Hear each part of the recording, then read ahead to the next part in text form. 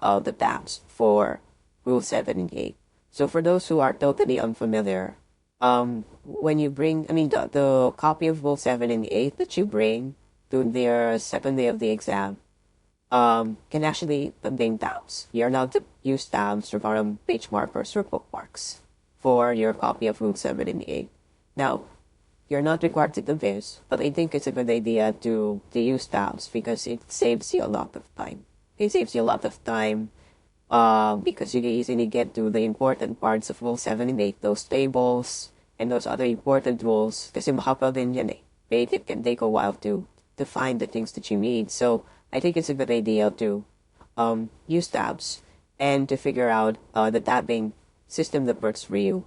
Okay. Now, what I'm about to show you are the actual tabs that I used. Looking back, now that I'm looking at these tabs again, I actually realized that my tabbing system was not that comprehensive. Now, there may have been parang a few pages now that I think about it, maybe dapat may tabs din yung mga yun, pero hindi ko nalagyan. But it was not really an issue, no, at the time, kasi all of them, the most important ones, may tabs naman.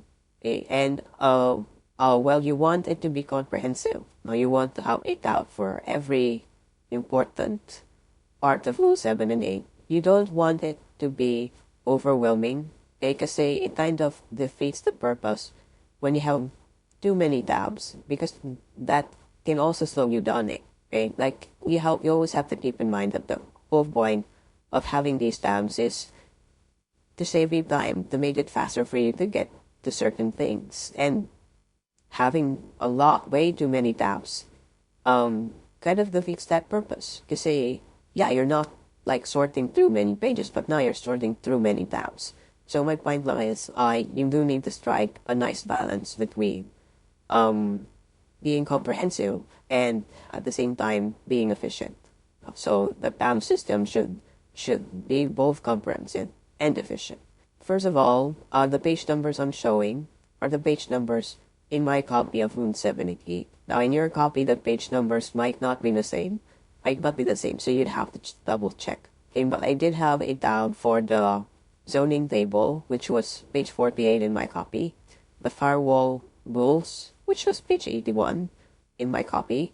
Table 7.1 or the TGFA table, page 84 yun sa copy ko.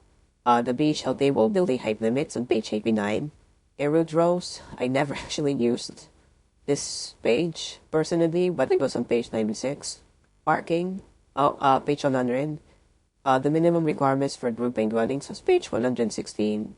The FLAR table is very important, page 119.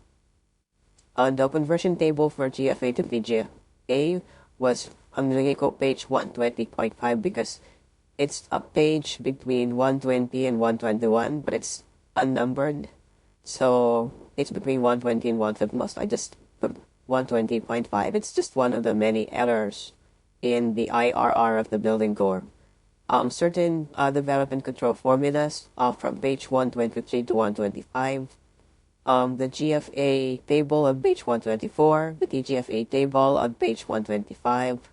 Actually, GFA, I don't think this is a table. Maybe rules lang to about GFA.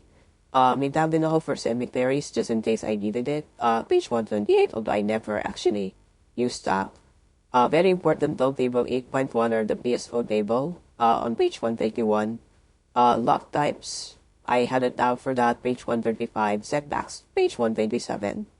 And others, incremental setbacks cements on page 141, front increments on page 159, abutments on page 142, easement rules on page 147, the road right-of-way requirements on page 152, the rules on arcades on page 158, sidewalks on page 160, the TOSL table, total open space table on page 166, and the last two are minimum lot sizes on page 170 and basements.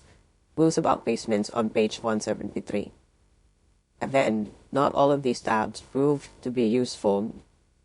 And at the time, I did make the conscious decision to not have way too many tabs.